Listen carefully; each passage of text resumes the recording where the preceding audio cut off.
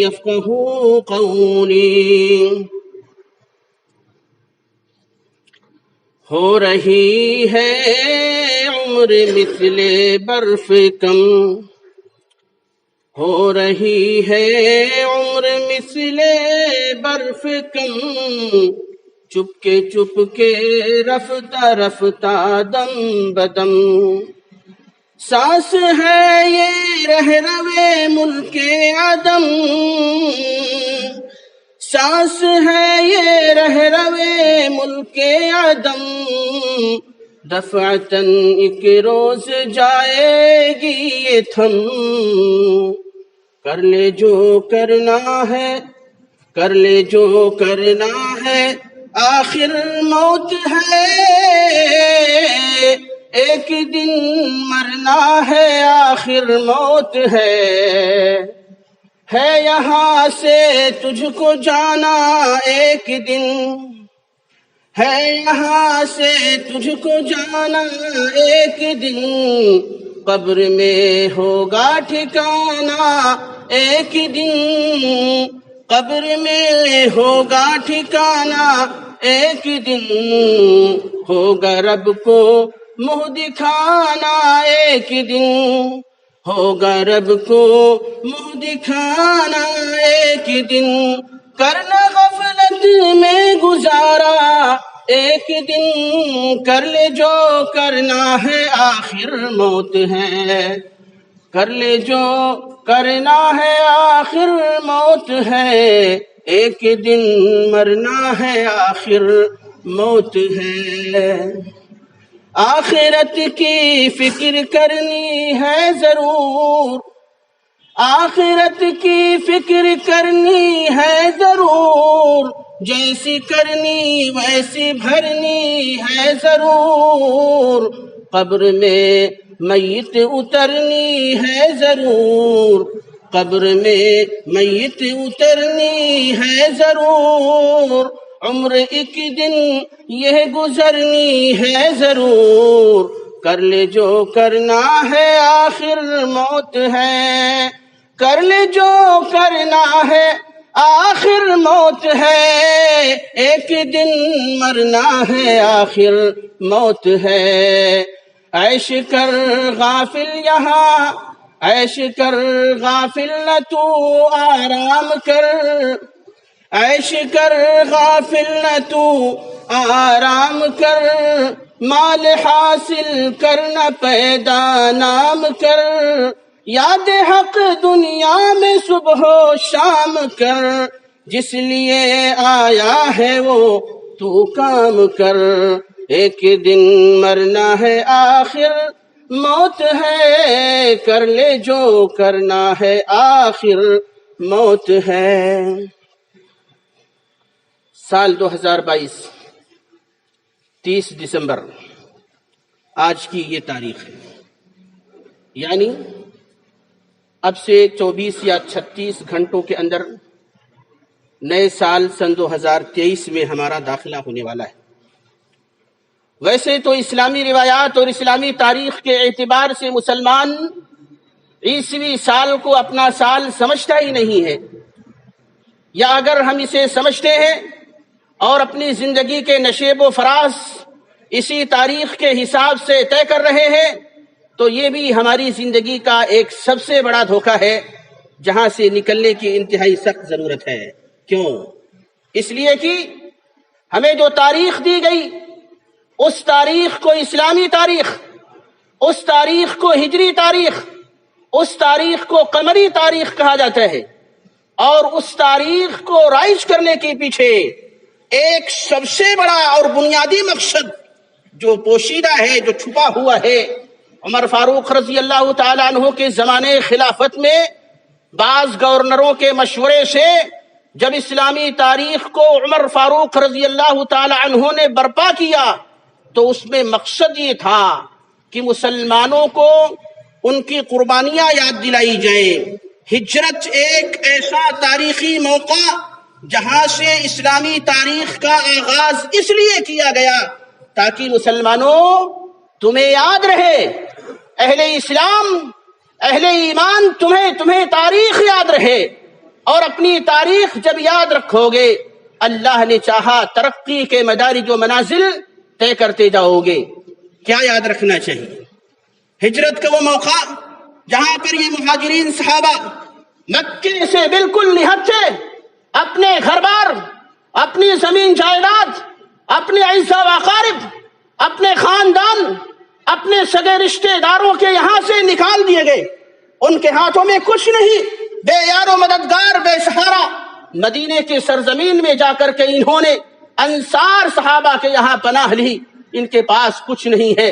یہ عظیم قربانی تاریخ میں کسی بھی ملت نے، کسی بھی مذہب کے ماننے والوں نے اور دنیا کے کسی بھی کونے میں کسی کی طرف سے کبھی بھی پیش نہیں کی گئی، اور ہو سکتا ہے کہ آگے بھی اس طرح کی تاریخ جو قربانیوں سے لبریز ہے، مکمل طور پر مسلمان صحابہ کی فدائیانہ خدمات سے لبریز اور بھری پڑی ہے، ایسی قربانیاں شاید تاریخ آگے بھی پیش نہ کر سکے۔ اس لیے یارو یاد رکھنے کی یہ ضرورت ہے، سن 2023 کا استقبال ہو، سن 2023 جس کا استقبال آپ اتوار اور سنیچر کی رات 12 بجے رات کو کرنے والے ہیں۔ بہت سارے ایسے لوگ ہیں جو اسے اپنی اصل تاریخ سمجھتے ہیں۔ اصل تاریخ اگر سمجھتے بھی ہو، پھر بھی اسلامی یا ہجری یا غیر ہجری عیسوی تاریخ کے نام پر جشن منانا، چراغاں کرنا، شیرینیاں تقسیم کرنا اور اس تاریخ کے نام پر خوشیوں سے پھولے نہ سمانا، یہ مسلمانوں کا وقیرہ اور طریقہ نہیں ہے۔ مسلمان کی تاریخ ہر روز جب وہ صبح بیدار ہوتا ہے، اس کے دل میں قربانی کا جذبہ ہو، اس کے دل میں اللہ کی اطاعت کا جذبہ ہو، اس کے دل میں جناب محمد الرسول اللہ صلی اللہ علیہ وسلم کی لائی ہوئی شریعت کے مطابق زندگی گزارنے کا جذبہ صادقہ ہو، یہی مسلمانوں کی تاریخ ہے، اس کے علاوہ کوئی اور تاریخ نہیں ہے۔ قرآن کہتا ہے اقترب للناس حسابهم وهم في غفلة معرضون ما يأتيهم من ربهم محدث إلا استمعوه وهم يلعبون۔ لوگوں کو کیا ہو گیا ہے؟ حساب و کتاب کا وقت قریب آ رہا ہے، موت کی گھڑی قریب آ رہی ہے، قیامت کا منظر قریب آ رہا ہے، لیکن یہ لوگ دنیا کی مستیوں میں، دنیا کے لہو و لعب میں، دنیا کے کھیل و کود کے ساز و سامان میں، تفریح و دل لگی کے سامانوں میں سرمست ہیں، بدمست ہیں، اللہ کی یاد سے غافل ہیں، اللہ کو بھولے ہوئے ہیں۔ اقترب للناس حسابهم، جبکہ لوگوں کے لیے ان کے حساب و کتاب کا وقت قریب آ چکا ہے، قیامت کا وقت قریب آ چکا ہے، لیکن لوگ غفلت و مستی میں ڈوبے ہوئے ہیں۔ انسان کی زندگی ختم ہو رہی ہے اور انسان زندگی کے خاتمے کے اوپر جشن منا رہا ہے، بڑے شوق سے کہتا ہے آج میری عمر 40 سال کی ہو گئی، برتھ ڈے منایا جاتا ہے، مناتے ہیں۔ 2023 میں ہمارا داخلہ ہوگا، لوگ اپنی عمر کا حساب لگائیں گے، ٹھیک ہے، صحیح بات ہے، عمر کے حساب سے آپ 40 منزلیں کراس کر چکے ہیں، آپ کی عمر 50 سال کی، 60 سال کی، 70 سال کی یا آگے جو بھی آپ کی عمر بنتی ہے اتنے برس کے ہو گئے، لیکن نکتہ یہاں پہ ہے آپ اتنے برس کے ہو تو گئے ضرور، آپ جا کہاں رہے ہو؟ آخرت کی طرف جا رہے ہو۔ آپ جا کہاں رہے ہو؟ قبر کی طرف جا رہے ہو۔ قبر جو انسان کا ٹھکانہ ہے لیکن عارضی، اور آخرت جو انسان کا ٹھکانہ ہے پر وہ ہے دائمی۔ اس دائمی منزل کی طرف ایک انسان جا رہا ہوتا ہے، لیکن بڑے شوق سے کہتا ہے میں اتنے برس کا ہو چکا ہوں، میں اتنے برس کا ہو چکا ہوں۔ شوق سے کہیے آپ، بالکل شوق سے کہیے آپ، لیکن اس کا جو بنیادی مقصد ہے اس مقصد پہ دھیان ضرور دیجئے۔ مقصد کیا ہے؟ تاکہ آخرت کی یاد آئے۔ اللہ نے ہمیں اس کائنات میں پیدا فرمایا، رچایا، بسایا، روزی روٹی، زندگی کی تمام لوازمات کا انتظام اور رب ہمیں کر کے دیتا ہے۔ مقصد کیا ہے؟ تاکہ صرف اور صرف عبادت کی جائے تو اسی کی جائے، اس کے علاوہ کسی اور کی نہ کی جائے۔ گویا اللہ رب العالمین ہماری زندگی کی ایک ایک لمحے کا، ایک ایک منٹ اور سیکنڈ کا حساب لے گا، اسی حساب کے بارے میں ہمیں فکر کرنا چاہیے، ہمیں محاسبہ کرنا چاہیے۔ سن 2022 کے جنوری فروری سے لے کر دسمبر تک کے سبھی مہینے گزر گئے، یہ مہینے دوبارہ بھی واپس آئیں گے، لیکن 2022 میں آپ کی طرف سے گزارا ہوا ایک پل بھی کبھی آپ کی زندگی میں واپس آنے والا نہیں ہے۔ اور جب آپ کی وفات ہو جائے گی، وفات ہو جانے کے بعد اگر ہمارے دامن میں نیکیاں نہیں ہیں، ہمارے دامن گناہوں سے مکمل طور پر بھرے ہوئے ہیں، تو ایسے ہی نازک موڑ پر ہمیں اپنا احتساب کرنا چاہیے، محاسبہ نفس کرنا چاہیے، زندگی کے ایک ایک پل کے بارے میں، ایک ایک سیکنڈ کے بارے میں سوچنا چاہیے۔ ہم نماز پڑھنے آتے ہیں، شوق سے آتے ہیں، جمعے کی نماز کا اہتمام کرتے ہیں۔ اللہ کے کتنے بندے ایسے ہیں جو جمعے کی نمازوں کا بھی اہتمام نہیں کرتے ہیں، اس کا کوئی خاص التزام نہیں کرتے ہیں۔ آپ یہ بتاؤ، کیا شریعت صرف جمعے کی نماز پڑھنے کا حکم آپ کو دیتی ہے؟ نہیں دیتی ہے۔ شریعت کہتی ہے پورے طور پر نمازی بن جائیے، نمازی، اسی میں کامیابی ہے۔ قد افلح المؤمنون الذین هم فی صلاتهم خاشعون، ایسے مومن کامیاب ہیں جو اپنی نمازوں میں خشوع و خضوع برتتے ہیں۔ آپ بتائیے، ایک وقت کی نماز ادا کرنے والا، جبکہ یہ جمعے کی نماز ہر حال میں واجب اور فرض عین نہیں ہے، بندہ مسافر ہے کوئی مسئلہ نہیں ہے، بیمار ہے، بیماری شدید ہے کوئی مسئلہ نہیں ہے، اس کے اوپر جمعہ کی نماز ہے ہی نہیں، تو ایسی چیز کا اہتمام اتنا زیادہ کرنے کی ضرورت ہمیں کیوں پڑ رہی ہے؟ اور اس کے برخلاف جو 5 وقتہ نمازیں ہیں، ایک ایک نماز کے بارے میں رب کائنات قیامت والے دن، جس دن کی اول الخلائق سے لے کر آخر الخلائق، آدم علیہ السلام سے لے کر کے قیامت کی صبح تک اس روئے زمین پر پیدا ہونے والے تمام انسان و جن کے سامنے پروردگار عالم سوال کرے گا، اپنے حقوق کے متعلق جس حق کے بارے میں سوال کرے گا، وہ سوال نماز کا ہوگا۔ بندے دنیا میں نماز پڑھی تھی یا نہیں؟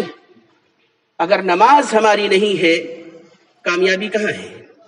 ہمیں سوچنا چاہیے، یہ ایام و لیالی، یہ شب و روز، گھنٹے، منٹ، سیکنڈ جو 2022 میں ہم نے گزار رہے ہیں ابھی، اور اس سے پہلے بیشتر سالوں میں ہم نے، سپوز ہماری عمر 40 کی ہے، 39 اور 40 سال میں سے جو بچپن کے ایام ہے، نبی کریم صلی اللہ علیہ وسلم کی حدیث پاک کی روشنی میں 60 برس کی عمر نکال دی جائے، آپ نے 33 سال نماز کی پابندی کی ہے یا نہیں کی ہے؟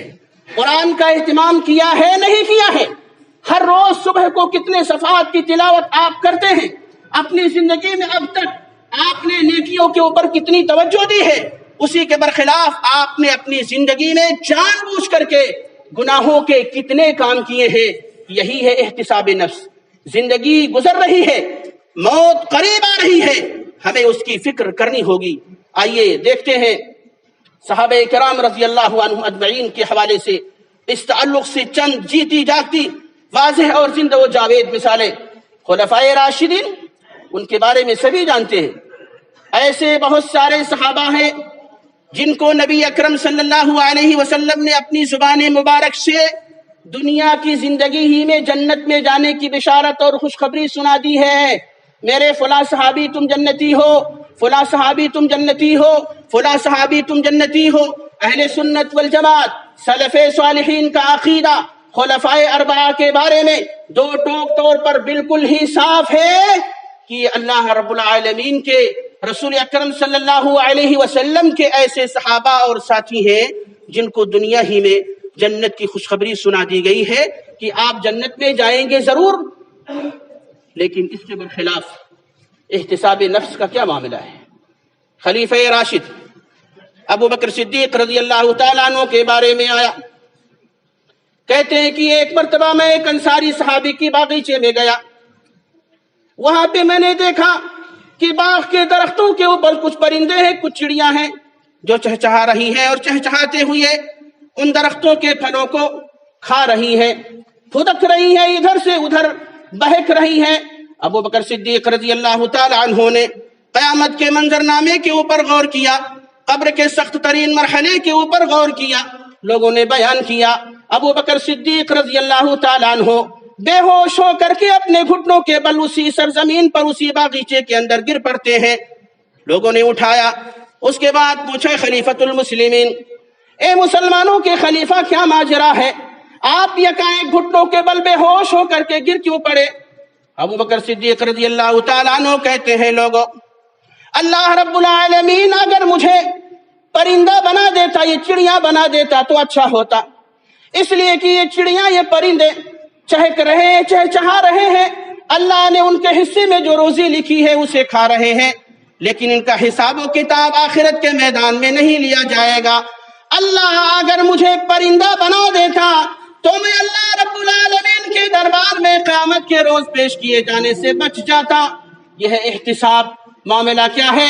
ابو بکر صدیق رضی اللہ تعالیٰ عنہ خلفائے اربعہ میں سے ایک اہم خلیفہ، ابو بکر صدیق رضی اللہ تعالیٰ عنہ عشرہ مبشرہ میں سے ایک جلیل القدر صحابی ابو بکر صدیق رضی اللہ تعالیٰ عنہ نبی کریم جناب محمد عربی صلی اللہ علیہ وسلم کے یار غار رفیق خاص، ہر موڑ پر ہر مقام پر ابو بکر صدیق رضی اللہ تعالیٰ عنہ نے اپنے ساتھی، اپنے چہیتے دوست جناب محمد الرسول اللہ صلی اللہ علیہ وسلم کا ساتھ دیا ہے۔ ابو بکر کو اللہ نے دنیا میں جنت کے اندر جانے کی خوشخبری بھی سنا دی ہے، لیکن اللہ کا ڈر، قیامت کا ڈر، آخرت کے منظر کا ڈر، قبر کی ہولناکی کا ڈر اتنا سمایا ہوا ہے کہ چڑیے کو دیکھنے کی وجہ سے بے ہوش ہو کر کے زمین پہ گر پڑتے ہیں۔ عمر فاروق رضی اللہ تعالیٰ عنہ، ان کے بارے میں آتا ہے، عمر فاروق رضی اللہ تعالیٰ عنہ جیسا مضبوط دل والا انسان جب وہ آخرت کے منظر کو یاد کرتا، اللہ کے عذاب کو یاد کرتا، دل کی دنیا کی کیفیت تبدیل ہو جایا کرتی تھی۔ قرآن پڑھ رہے ہیں سورہ طور کی آیت کریمہ، وَإِنَّ عَذَابَ رَبِّكَ لَوَاقِعٌ۔ عمر رضی اللہ تعالیٰ عنہ کی نظروں کے سامنے یہ آیت کریمہ آتی ہے۔ رب نے فرمایا اے عمر، رب نے فرمایا اے رسول اللہ، رب نے فرمایا اے محمد، اس منظر کو یاد کر لینا، اس منظر کو جب تیرے رب کا عذاب واقع ہو کر کے ہی رہے گا، رب کا عذاب واقع ہو جائے گا، بچ کر کے اس کی گرفت سے، اس کی عذاب سے، اس کی سزا سے کہیں بھاگ کر کے نہیں جا سکتے ہو۔ عمر فاروق رضی اللہ تعالیٰ عنہ نے اس آیت کریمہ کو تلاوت کی، بے ہوش ہو گئے، پہلے رونے لگے، رونے کی وجہ سے آنکھوں سے آنسو جاری ہوئے، وہ جاری ان کو آنکھ کے آنسو جو جاری ہوئے وہ بہ کر کے عمر فاروق رضی اللہ تعالیٰ عنہ کے رخسار سے ہو کر کے داڑھی مبارک پہ پہنچے، داڑھی مبارک سے گر کر کے عمر فاروق رضی اللہ تعالیٰ عنہ کے سینے سے ہو کر کے زمین پہ لڑھک گئے، بیمار ہو گئے، چارپائی پکڑ لی۔ لوگوں نے مزاج پرسی کی، کہا عمر کیا ہو گیا تمہیں؟ عمر نے کہا لوگوں مجھے کچھ نہیں ہو گیا، مجھے یہ ہو گیا کہ میرا رب اپنے عذاب کے بارے میں بتلا رہا ہے، آگاہ کر رہا ہے، اللہ وارننگ دے رہا ہے، اے عمر جب تیرے رب کا عذاب واقع ہو جائے گا، رب کے عذاب میں مبتلا کر دیے جاؤ گے، کہاں جاؤ گے بچ کر کے؟ اس لیے میں بے ہوش ہو گیا۔ عثمان ابن عفان کون ہے؟ خلیفہ راشد، خلیفہ سوم، عثمان ذو النورین، عثمان غنی، عثمان سخی، یہ بھی ایسے 10 صحابہ میں سے ایک جن کو اللہ نے دنیا میں جنت کی سرٹیفکیٹ تھما دی۔ خلفائے اربعہ میں سے ایک، قربانیاں بہت زیادہ ہیں، مالی قربانیاں اتنی زیادہ ہیں کہ ایک مواقع پر حبیب مصطفیٰ جناب محمد الرسول اللہ صلی اللہ علیہ وسلم نے ان کے بارے میں فرمایا کہ اگر عثمان اس کے بعد آج سے کوئی بھی نیک عمل نہ کرے، پھر بھی جنت میں جانے سے اسے کوئی چیز روک نہیں سکتی ہے۔ غزوہ تبوک پر جب وہ صدقہ و خیرات کیا، نبی صلی اللہ علیہ وسلم نے خوش ہو کر کے فرمایا آپ کے داماد خاص ہیں، آپ کی 2 بیٹیاں عثمان غنی رضی اللہ تعالیٰ عنہ کی نکاح میں آئیں۔ اللہ کے نبی صلی اللہ علیہ وسلم نے فرمائے تھے یہ جملے، جب دوسری بیٹی کا بھی انتقال ہو گیا، نبی صلی اللہ علیہ وسلم نے محبت و شفقت بھرے انداز میں، پیارے اسلوب میں فرمایا تھا اے عثمان تیری تو فضیلت اتنی زیادہ ہے، تیرے فضائل کو دیکھتے ہوئے میرا جی یہ چاہتا ہے آج اگر میری تیسری بیٹی بھی زندہ ہوتی تو اس بیٹی کا نکاح بھی میں تجھ سے کر دیتا۔ عثمان غنی رضی اللہ تعالیٰ عنہ جیسا جلیل القدر صحابی جب قبرستان کے پاس سے ہو کر کے گزرتے ہیں، لوگ آج قبرستان کے پاس سے ہو کے گزرتے ہیں، ہم بھی گزرتے ہیں، آپ بھی گزرتے ہو، ہمارا گزرنا صحابہ اور سلف کے گزرنے میں آج زمین و آسمان کا فرق ہے۔ نبی صلی اللہ علیہ وسلم نے جس قبرستان اور قبروں کی زیارت کے بارے میں حکم دیتے ہوئے یہ فرمایا تھا زوروا القبور فإنها تذکرکم الآخرہ لوگوں قبروں کی زیارت کو جاؤ زیارت کرنے، قبرستان میں جاؤ، اس لیے کہ قبرستان جاؤ گے، قبروں کی زیارت کرو گے، مردوں کے حق میں دعا مانگو گے تو تمہیں خود تمہاری موت کی اور آخرت کی یاد آئے گی۔ عثمان بن عفان رضی اللہ تعالیٰ عنہ جب قبرستان کے پاس سے ہو کر کے گزرتے ہیں، روتے ہیں، رونے لگ جاتے ہیں، کوئی وجہ نہیں، زارو قطار، بالکل دل اور دماغ اور ذہن کے اوپر کوئی کنٹرول نہیں۔ کئی بار ایسا ہوا، آپ کے ساتھی پوچھتے ہیں خلیفہ مسلمین یہ کیا بات ہے، یہ کہا ہے کہ آپ کی آنکھوں میں آنسو آ جاتے ہیں۔ حضرت عثمان غنی رضی اللہ تعالیٰ عنہ نے جواب دیا، ساتھیوں بات یہ ہے کہ جب قبرستان کے پاس سے ہو کر کے میں گزرتا ہوں تو مجھے میری موت یاد آنے لگتی ہے، مجھے میرے ساتھ قبر میں کیا سلوک کیا جائے گا وہ منظر یاد آنے لگتا ہے، میرے ساتھ اچھا سلوک ہوگا، غیر اچھا سلوک ہوگا، جنت میں مجھے جانے دیا جائے گا یا جہنم کی طرف ہکا دیا جائے گا۔ معاملہ کیا ہے؟ جنت میں ہی جانے والے ہیں عثمان غنی، لیکن احساس اللہ کا ڈر اس قدر ان کے دل پہ غالب ہے کہ کہتے ہیں کہ بس اسی منظر کو یاد کر کے روتا ہوں، قبر میں کیا ہو رہا ہوگا، مجھے قبر میں جب داخل کر دیا جائے گا میرے ساتھ کیا ہوگا، کیا عذاب مجھے دیا جائے گا، میں اس کے بارے میں نہیں جانتا، قبر کے عذاب سے ڈرتا ہوں، اس لیے کیونکہ لوگوں ان القبر اول منازل الاخرہ، اس لیے کہ قبر آخرت کی پہلی منزل ہے، اگر آخرت کی اسی پہلی منزل قبر کے حساب و کتاب میں بندہ کامیاب ہو گیا آگے اسے کامیابی کی کرن نظر آتی ہے، لیکن اگر اسی قبر کے مرحلے میں فیل ہو گیا، ناکام ہو گیا، آگے بھی کامیابی کی کوئی امید نہیں دکھائی دے رہی ہے۔ علی رضی اللہ تعالیٰ عنہ چوتھے خلیفہ راشد کہتے ہیں لوگوں نصیحت کی، دھیان سے سنو، دھیان سے کیا سنو، الفاظ ہمیں بھی ان الفاظ کو اپنے ذہن و دماغ میں رچانے اور بسانے کی ضرورت ہے۔ کہا علی رضی اللہ تعالیٰ عنہ نے آخرت آگے آ رہی ہے، دنیا پیچھے جا رہی ہے، لوگوں میں سے کتنے ایسے ہیں جو آخرت کی فکر نہیں کرتے، دنیا کی فکر ان کو ہمہ وقت دامنگیر رہتی ہے۔ اے ساتھیوں آخرت کی فکر کرو، آخرت والوں میں سے بن جاؤ، دنیا والوں میں سے بننے کی کوشش نہ کرو۔ نبی اکرم جناب محمد الرسول اللہ صلی اللہ علیہ وسلم کا یہ فرمان بھی آپ سن لیجئے۔ خلفائے راشدین کی سیرت کے ایک ایک مثالوں کو سننے کے بعد آپ صلی اللہ علیہ وسلم نے حدیث پاک میں بیان فرمایا، صحابی کہتے ہیں ابو ہریرہ رضی اللہ تعالیٰ عنہ، نبی اکرم صلی اللہ علیہ وسلم نے ایک مرتبہ لکیریں کھینچی، ایک لکیر چوکور مربع دائرے میں، اور اس لکیر کے اندر ایک لمبی لکیر کھینچی، وہ لمبی لکیر اس مربع کے دائرے سے باہر کو نکل رہی ہے، اور جو لکیر لمبی سی مربع کے دائرے سے باہر ہو گئی ہے اس لکیر کے چاروں طرف بھی چھوٹی بڑی کئی لکیریں کھینچی۔ آپ صلی اللہ علیہ وسلم نے فرمایا ساتھیوں میں نے یہ لکیریں کھینچی ہیں، آپ کو پتا ہے یہ کیا ہے؟ صحابہ نے کہا ہم نہیں جانتے، اللہ اور اس کے رسول اس کے بارے میں زیادہ بہتر جانتے ہیں۔ نبی اکرم صلی اللہ علیہ وسلم نے فرمایا یہ جو لمبی لکیر ہے، یہ لمبی لکیر انسان کی آرزویں اور مرادیں، اس کی چاہتے ہیں، دنیا سے اس کا لگاؤ ہے، اور اس کے ارد گرد جو چھوٹی بڑی لکیریں ہیں یہ دنیا کے اندر آنے والی پریشانیاں ہیں، دنیا کے اندر انسان کی طرف سے بنائے جانے والے پلاننگ اور منصوبے ہیں، اور یہ جو مربع ہے، مربع چوکور میں جو لکیر ہے وہ لکیر انسان کی موت ہے۔ ہوتا کیا ہے؟ یہ لمبی لکیر جو باہر کو نکلی ہوئی ہے، اسی سے میرے صحابہ سمجھنے کی کوشش کرو، انسان دنیا میں جب تک باحیات رہتا ہے، جب تک کہ موت کے بالکل قریب نہیں آ جاتا ہے، دنیا کے اندر رہتے ہوئے اس کی آرزویں، اس کی تمنائیں کبھی بھی ختم ہونے کا نام نہیں لیتی ہیں۔ یہ آپ کو بھی، ہمیں بھی، اور ان احباب کو اچھی طریقے سے اندازہ ہوگا جو عمر کی لمبی بہاریں بتا چکے ہیں۔ نبی اکرم صلی اللہ علیہ وسلم کا فرمان غلط نہیں ہو سکتا، اصدق القائلین ہیں آپ، جن کے بارے میں قریش نے، دشمنوں نے بھی یہ کہا تھا کہ نبی کبھی جھوٹ نہیں بولا کرتے ہیں، آپ سچ ہیں، سچ اور راست بازی سے ہی کام لیتے ہیں۔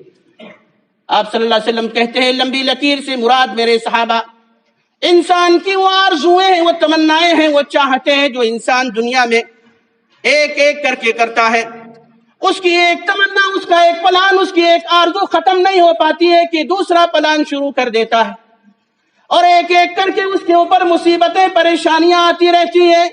ایک پریشانی ختم نہیں ہوتی، دوسری پریشانی اسے درپیش ہو جاتی ہے.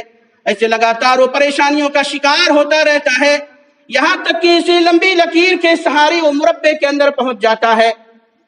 اسکوائر دائرے میں جو بنائی گئی ہے لکیر، اس میں پہنچ جاتا ہے، اور مربع کا دائرہ موت ہے. موت اچانک اسے اپنے پنجے میں آ کر کے دبوچ لیتی ہے، اسے احساس و شعور نہیں ہوتا، اس لیے کہ بندہ دنیا کی مستیوں میں مست تھا، صبح و شام اللہ کی نافرمانیاں کیا کرتا تھا، اللہ کی اطاعت بندگی کے بارے میں کبھی بھی نہیں سوچا. اچانک موت آ گئی. موت کا وقت متعین ہے، آئے گی کب یہ متعین نہیں ہے. موت نے آ کر کے دبوچا. کہاں جاؤ گے بھاگ کر؟ این المفر کلا لا وزر الى ربک یومئذ المستقر. موت سے نجات نہیں ہے. موت کا فرشتہ حاضر ہو چکا ہے، ملک الموت روح قبض کر لے گا. ایک سیکنڈ اور ایک لحظے، ایک لمحے کے لیے مہلت نہیں ملنے والی ہے. اس لیے ہمیں بھی عزیزوں، ساتھیوں، بزرگوں، بچوں، حاضرین و سامعین اور ہم خود، ہمیں اس کو سمجھنے کی ضرورت ہے کہ دنیا کی حقیقت کیا ہے. اللہ رب العالمین کہنے سننے سے زیادہ نیک عمل کرنے کی توفیق عطا فرمائے.